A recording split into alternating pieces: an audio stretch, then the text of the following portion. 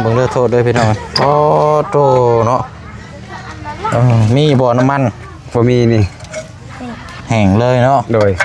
บ่อนคลิปที่วานคือไอ้เบิ่งฟังในคลิปนี้คือว่ายกเลิกบ่โดยยกเลิกถือว่าเขาบ่เอาที่ดินบ่นี้ไผยกเลิกไปดีแม่เด้อพอกันอีกแล้วเนาะคอยคำลงแรงเอาพอดีแล้วจะทั้งมีตู้กับมา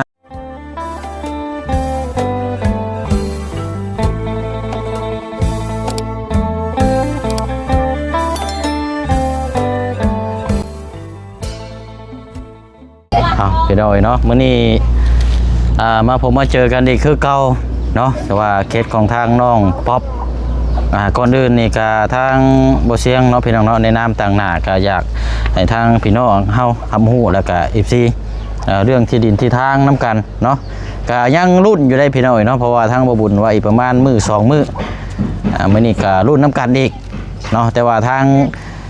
ผู้ใหญ่นี่กับทางน้องป๊อปนี่ได้คุยกันแต่ว่าทางน้องป๊อปก็ว่าเข้าใจแน่บ่เข้าใจแน่เนาะมันก็มีหลายสิ่งหลายปัจจัยพี่น้องเนาะแต่ว่าเรื่องที่ดินที่ว่าเขาพากันไปเบิ่งก่อนที่ว่าข้างๆนั้นมันเป็นดินที่ดินอีกเจ้านึงพี่น้องเนาะนี่แหละเพื่อนพอตู้เราตรงข้ามมันเนี่ยเราเป็นรปภพี่น้องบัดนี้ก็ที่ดินบ่องที่ว่าทั้งเขาแม่น้องป๊อปนอนอยู่นี่ทั้งน้องป๊อปอยู่นี่ก็เป็นของทางมีตู้นี้เนาะทางมีตู้ที่ว่าเราที่ว่าจะขายให้ในพี่น้องเนาะก็เราก็ยังยันขายคือเก่าพี่น้องเนาะแต่ว่าเฮาเบิ่งลายหม่องลายบอนเนาะถ้าว่ามีงบก็มื้อนี้บ่หรือว่าหม่องพุ่นพี่น้องเอ้ยแต่ว่านึงมาความที่จะได้หรือว่าบ่ได้ก็ขึ้นอยู่กับทางผู้ใหญ่และก็กับบุญวาสนาของทางน้องเพิ่นนำเนาะพี่น้องเนาะอันนี้เฮาบ่สามารถตัดสินใจได้นะพี่น้องเนาะเพราะว่าทางบ่เสียงเนี่ยก็เป็นในนามเนาะในนามต่างหน้าอีกกระบอกเสียงนึงพี่น้องเนาะให้พี่ให้น้องเบิ่งนํกันแต่ว่าทางน้องป๊อปมื้อนี้นี่น้องเพิ่นไปเวียกไปหน่อยเนาะคือว่าไปชายแดนก็เลยยันบ่ได้พบเจอน้องเพิ่นจำบ่จักมื้อนี้พี่น้องเนาะก็มีแต่ว่าสิถามทางหน้าบ้าวเราที่บ้านใกล้ขึ้นเคียงนี่แหละพี่น้องเนาะเด้อเอาเนาะทักทายสบายดีและสวัสดีพ่อแม่พี่น้องบ่สุขสุคนเด้อพี่น้องเด้อเนาะพบเจอกันอีกคือเก่าคือเดิมเนาะเอาก็นั่นแหละพี่น้องเดี๋ยวพูดคุยเบิ่งนํกันเนาะเอาเบิ่งเด้อเนาะให้ทางหน้าบ่าวนี่แหละพี่น้องหน้าบ่าวน้องป๊อปเอาสบายดีไอ้เด้อใหญ่โอ้ยเป็นยังไงเนาะ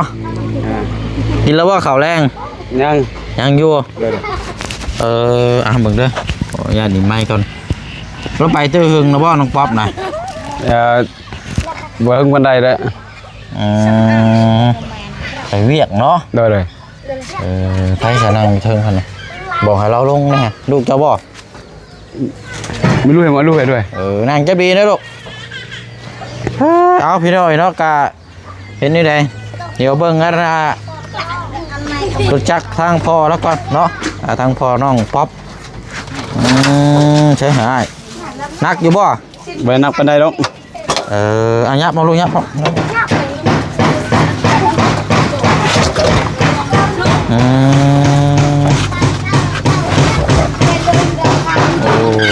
เอาออกมาเบิ่งอยู่หาเบิ่งแจ้งอยู่หา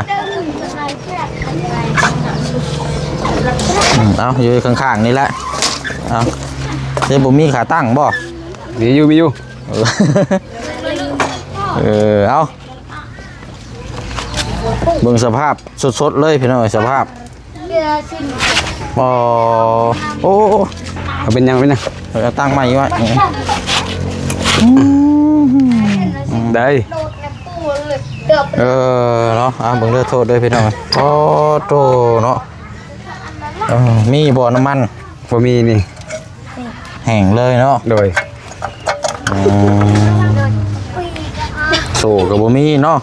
เลยจักปีแล้วก่อนประมาณ5 ปีแล้วคันนี่ได้5 ปีแล้วตอนพอเราตายพอเรายังอยู่นี่ก็ตอนพอเขาชื่อประมาณ3 ปี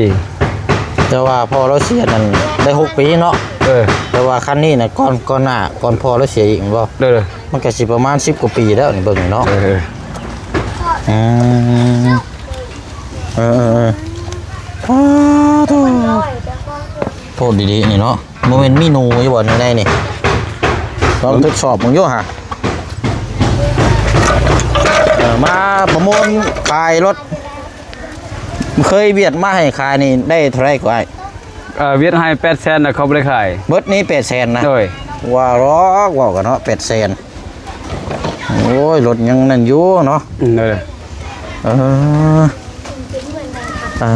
800,000พี่น้องเอ้ย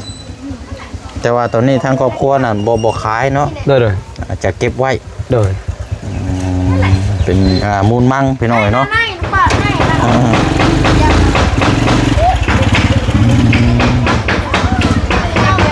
อันจูไผเฮ็ดกินยังกินซะอันไหน มื้อนี้ ต้มมีบ่เฮ็ดยังกิน ตัวมีแล้ว มีอยู่บ่มีต้มมีอยู่บ่ ก็ ฮะมีกินอยู่บ่มีอ่ะ มียังไง2-3ชอบนี่แหละ มีแค่2-3สอบนะ ใส่2-3ถุงนี่แหละ โอ้ยเมื่อยเลย นี่ก็เพศให้หน่อย เมื่อยมีมาม่าเหลือ2-3สอบก็ยอมแล้ว เอาไปลืมแล้ว เหลือ2-3ห่อ แล้วฮะบรรลุกินละนี่ก็หมดนี่เดินนี่ก็หมด ใช่น่ะ นี่ แต่ว่าน้ำมันนี่เขาสิแห้งคักแล้วน้อยเนาะ โอ้ยหลายปีแล้วแหงนี่เขาปะแล้วนี่หมดขี้เพียงกินหมด ไปบ่เลยเนาะ โอ้ยสิปะแล้ว รถมันกระลุดบ่เลยเนาะ โดยเลย ที่นี่คือเห็นแม่เราอยู่นี่อยู่ไปใช่ก่อนแม่น้องป๊อป เราไปเล่นแล้ว ไปเลยเนาะเอามาดึงมาเบิ่งน้ำกันพี่น้อยอันสิเฮ็ดเฮือนไหม้บ่ไอ้ไหม้อย่าบ่นี่นะ โอ้ยเฮ็ดนะบ่มีเงินเด้นี่ ใช่น่ะ นี่ อ๋อ มันเขา ไหม้งาม นี่หลายปีแล้ว เป็นบ่ โดย เสาบ่นี่ก็เสาจังนั้นน่ะนะ สี เสาซี่ โดยเห็นนี่เฮือนก็ยัง ใส่ไว้เดี๋ยวเนาะอันนั่นคกน่ะเนาะตามเข้า เด้อ ไปเบ่เลยเนาะเอาพี่น้องเอ้ยเอาเดี๋ยวเอามีให้ทางอ้ายแล้วก่อนโดยเอาซะอ้ายมีแต่มีนี่แหละเอาก็เด้อ เอาใจลายเด้อ โดยเอาต้มและอันลูกมีน้ำกันจะคนก่อน ลูกเขามี3 คน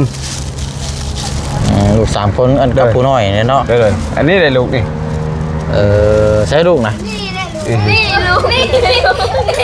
ใช้คนได้นะ นี่แต่ชื่อดำนี่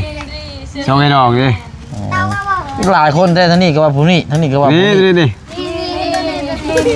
คือกันบ่ นี่ ไม่เห็นบ่เลยบ่ บ่แม่นนี่ นี่แล้วนี่ ตัวนี้นี่ นี่ นี่ผู้อ้ายนี่น้อง ผู้รอๆหมู่เนาะ คือกันบ่ โอเคเอาเอาได้ให้เมียเจ้าก็ได้มีนะยูรถขับไปไว้ก่อนเนาะ เอาเลย รถรุ่นเก่าพี่น้อยรุ่นรถเว็บเนาะคันสิว่ากะ แล้วเวียดแล้ว เอาเก็บไว้ให้เราเนาะ เลย เอาไว้เบิ่งเอาไว้แยงยังติดเกียร์อยู่เนาะ เลย ฝากไว้ในตารางเพื่อนเจ้านี่เนาะ เลย เอาแซ่ขาตั้งอะไรขึ้นบ่เอานอนเลยบ่ นอนก็ได้นะบ่นั่ง นี่เห็นไหม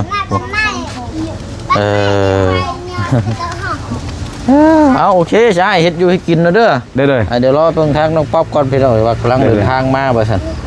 เดี๋ยวถามพูดคุยเบิ่งกับน้องเพิ่นนำกันอีกทีนึงเนาะ เลยจะละลาย ขอบใจเด้อ เลย ลูกคนน้อยอยู่ได้เรากันเนาะมานี่ก็ได้เนาะเดี๋ยวเอาสบายดีเนาะมาแต่ใช้ก็ มาแต่ โดยกำลังฟังคลิปอยู่คลิปล่าสุดนี่ทางบาบุญสารวัตรเนาะ พอดีได้เอาเดี๋ยวถามทางน้องเพิ่นตัวจริงน้ำกันเลยพี่น้อยเนาะกะเป็นจังไดเนาะ โดย เอายับมาอีกตัวหนึงก็ได้ละมัน มันสูง เป็นในใดก็เอาเรื่องเล่าวเป็นในใดเรื่องที่ดินที่ทาง ยังบ่ได้ถามเขาเพื่อนแม่ตาโลแล้วก็มา บอนคลิปที่ว่าคือไอ้เบิ่งฟังในคลิปนี่คือว่ายกเลิกบ่ โดยยกเลิกคือว่าเขาบ่เอาที่ดินบ่นี้ ไผยกเลิก ทางผู้ใหญ่ใจดี ผู้ที่ว่าเพิ่นสิซื้อที่ดินให้นี่บ่ โดยได้ยินข่าวว่าเพิ่นสิบ่เอาบ่อนนี้แต่ถ้าเป็นบ่อนอื่นก็ยังบ่ฮู้เทื่อ คือว่าเอาง่ายๆซะนี่หม่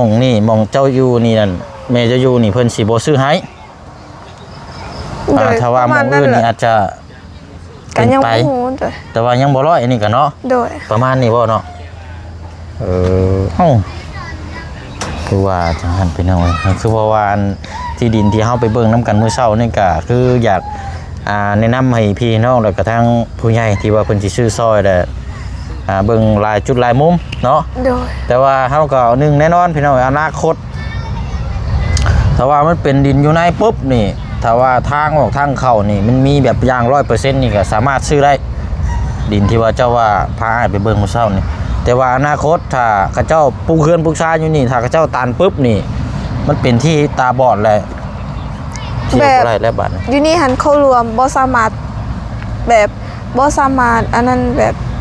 ตัดทางตัดที่ไปได้ แค่ว่าต้องมีทางอยู่มันบอก โดยคือกับส่วนมันก็คือกัน ถ้ามีส่วนใดส่วนหนึ่งแบบตัดแบบบ่ให้ไปจังซี่ก็ถ้าแบบลดไปแล้วลดลมถือว่าส่วนตัวนั้นต้องรับผิดชอบ ใครอยู่ซะเนาะ โดย โอ้โดยแต่ว่าเว้าถึงนี่คือที่หมองนี้นั่นเพิ่นอยากยกเลิกแล้วอยู่นี่เนาะโอ้ว้าวพี่น้อยเนาะคือว่าจังสั้นระบาดนี่พี่น้อยก็จักสิว่าในหลายระบาดนี่พี่น้องเนาะเพราะว่าหนึ่งมานี่เฮาก็เข้าใจหัวอกทางผู้อยากสิซอย โดย แล้วก็เข้าใจทั้งผู้ที่อยากขาย แล้วก็เข้าใจทั้งผู้ที่อยากรับ โดย แล้วก็เข้าใจทั้งผู้ที่อยากซอย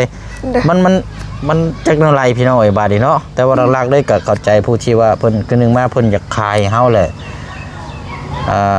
เฮาอยากเอาใจเฮาเอาใจเพิ่นนำพี่น้องแต่ว่ามันบ่เป็นไปตามจุดประสงค์ก็จักสิว่าแนวใดบาดนี้เนาะ โดย คล้ายๆว่าให้ความหวัง โดย แล้วก็จากประมาณนี้นะมันก็ทางมีตู้ก็จะเราสิคิดแนวใดแล้วพี่น้องเนาะ โดย แต่ว่าสำหรับทางหมดเสียงนี่คือจังใดก็ได้นะพี่น้อง โดย แต่ว่าทายให้ดีสุดก็มีแต่ว่าเป็นกำลังใจแหละเนาะ โดย โอ้เอาเรียบร้อยเนาะ โดย มีแต่รุ่นน้ำกันอยู่หมองไรบัดนี้ที่ดินเพิ่นบอกต่ออีกบ่ ยัง บ่มี โดย สรุปแล้วนี่สิไล่อีบ่บัดนี้พี่น้องสิ100%นี่บ่นี่ รุ่นลายแล้วพี่น้องเอ้ย โดย เป็นอย่างจังหวางชั้นก็คือเฮาฮู้อะไรทางเคสครั้งน้องป๊อปนี่ก็เป็นครอบครัวที่พ่อบ่มีแล้วก็เป็นคนครอบครัวที่ยกย้ายถิ่นฐานมา โดย อยากให้ทางน้องเพิ่นได้รับโอกาสจากดีๆจากทางผู้ใหญ่บ่ซ่าหรือว่าเร็วพี่น้องแต่ว่าก็อยากให้มีนะ โดย บ่น้องเพิ่นก็เป็นคนขยันและกตัญญูทางครอบครัวคือเฮาติดตามเบิ่งนํกันหั่นแหละพี่น้องเนาะก็มีแต่ว่าจังใดมีแต่ว่าเป็นกำลังใจผู้ที่จะขายเนาะแต่ว่ามันผิดพลาดจังใดก็ขอโทษขออภัยกันหรือว่าถ้ามื้อใดมื้อนึงกลับเข้ามาปั๊บเพราะว่าแบบเดิมก็ดีคือกันพี่น้อยเนาะเราก็บ่อยากให้มันเป็นแนวนั้น โดย แต่ว่าเจ้าก็ได้คุยกับทางอ้ายเพิ่นได้เนาะ เพิ่นเสร็จมาอยู่แต่ยังบ่ทันฟัง โดยเอาขามืดในเด้อพี่น้องเด้อเนาะ โดย สรุปแล้วนี่จักมองไรบัดนี้พี่น้องยกเลิกเลย โดย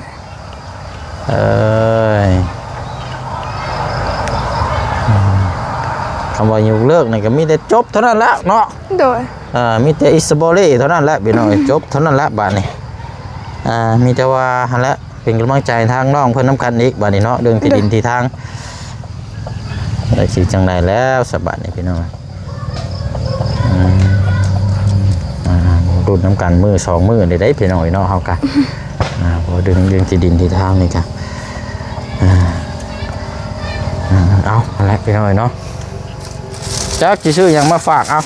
มีคือเก่า ขอบใจ อันน่ะให้กับแวะก็ไปหาทางหน้าบ้านเจ้าได้กินนี่ให้เราอยู่รถออกมาเบิ่งกินนี่กัน เป็นสภาพแล้วกันคักอยู่คันว่ามันยังขับเคลื่อนได้นี่เป็นสภาพเป็นว่านี่ยังคักได้หาเนาะมันสิดีพี่น้องแต่ว่ามันหนักแล้ว เด้อ อันว่าไฟฟ้านี่รับได้ โดย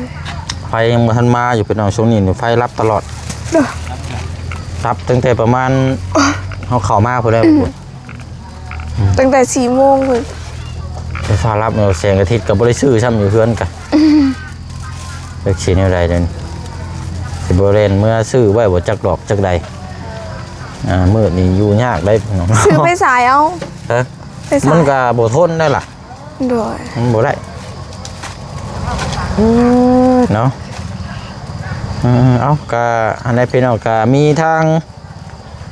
พี่น้องที่เพิ่นติดตามสำหรับเรื่องที่ดินของทางน้องป๊อปเนาะเอามีแต่คลิปนี้ก็อยากให้รับรู้นํกันพี่น้องเนาะบ่แม่นว่าให้ความหวังบ่เชียงก็เข้าใจคือบ่เชียงในน้ำสายกลางพี่น้องเอ้ยความตัดสินใจมันก็ขึ้นอยู่กับผู้ใหญ่ เด้อ ว่าเป็นแนวใดก็มื้อนี้เฮาได้คำตอบนํกันก็ประมาณนี้แหละพี่น้องเอ้ยโอ้ยเนาะมืดไปเฮ็ดเวียกคือเก่าบ่เนาะ โดยไปเฮ็ดเวียก เฮ็ดเวียกมืดเนาะ เด้อ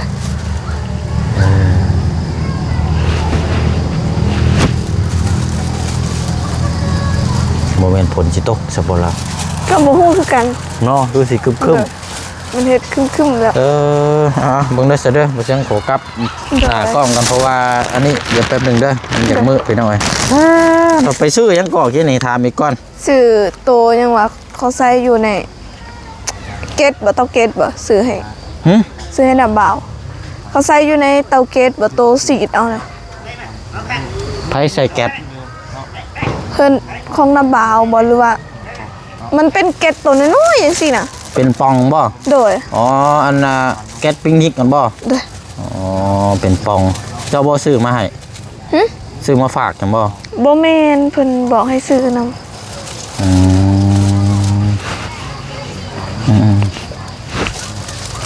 เอาแต่อันย่างไปพุ่นเจ้าหน้าก็ได้ชนะไปอันไปเบิ่งอัน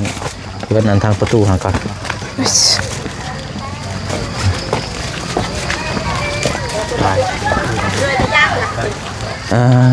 เอาพอดีแล้วซะบอกทางไม่ตู้แล้วจะบอกเราแต่บอก ยัง เราทำหูน้ำกันแล้วมันไปย่างไปพุ่นก็ได้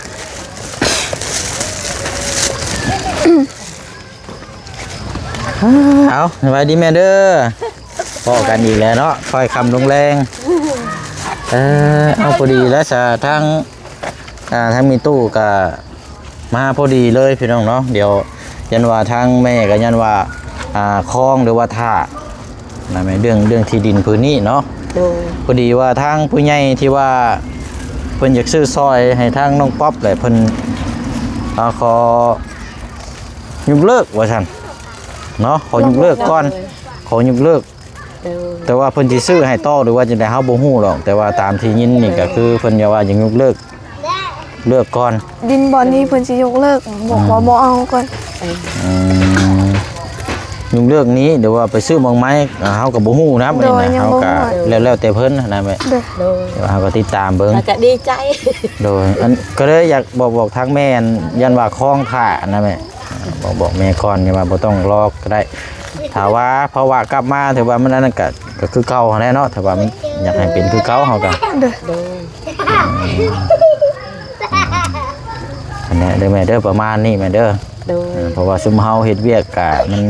เพิ่นสิว่ากันในนามที่สะพานบุญเนาะแล้วแต่ทางผู้ใหญ่เพิ่นเป็นรายละเอียดจังได๋ก็มันขึ้นอยู่กับเพิ่น เด้อ ถ้าเพิ่นว่ายกเลิกก็เฮาก็จักสิแนวใดบาดนี้เนาะ เด้อ ก็ได้มาพูดมาคุยนํกันเฮาติดตามเลยตัวนี้เรื่องนี้นะเป็นยังได้ก็รับรู้นํกันแล้วก็ ก็รู้สึกก็ยัง อันนี้อยู่จังน้อยสำหรับเฮากันโอ้ยอยากให้ทั้งน้องบ่รับโอกาสอยากให้มีตู้แน่นะ สบายหมดมา โด ดู ย โอ้ยบ่ได้อันนั่นเนาะแม่เนาะเอา ลูกหลานหมด สำลูกหลานเลยเนาะเพราะว่าน้องป๊อปก็อยู่นํเราแต่น้อยเนาะนี่ก็ แต่หน่อย เออ เด้อเอาประมาณนี้แหละพี่น้องเนาะว่ามีหยังเคลื่อนไหวจังใดก็จังว่ากัน โดย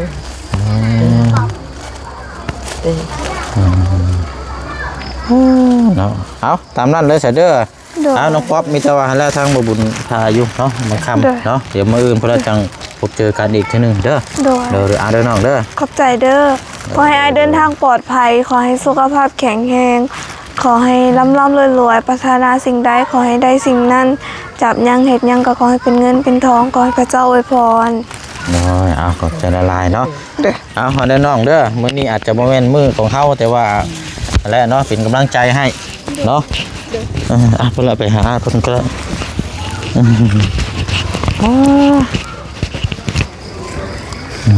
เอาสรุปแล้วนี่ก็ประมาณนี้แหละบัดนี้พี่น้องเอ้ยสิอิสโบเล่หรือว่าสิไปต่อจังไดก็ยังบ่ฮู้บัดนี้พี่น้องเนาะเฮาก็งงคือกันแล้วบัดนี้พี่น้องเอาไปเอามากัน โอ้ยเนาะพี่น้องแต่เก่าก็บ่ได้ยากปานนี้หรอกพี่น้องเนาะถ้าสิให้เว้าตรงๆนี่ก็ถ้าว่าคนสิเพิ่นสิอุ้มสู้หรือว่าสิเบิ่งสิแย่งนะพี่น้องเอ้ยแต่ว่าเฮาก็บ่สามารถอคติเพิ่นได้เนาะว่ามันขึ้นกับผู้ที่เพิ่นสิซอยซอยน้อยซอยหลายซอยเท่าไรก็บ่ได้ขัดนะพี่น้องเนาะขึ้นอยู่กับศรัทธาขึ้นอยู่กับความเชื่อถือขึ้นอยู่กับความมั่นเชื่อใจเนาะว่าสิจังใดพี่น้องเนาะเนาะมีแต่ว่าเป็นกำลังใจให้ทาง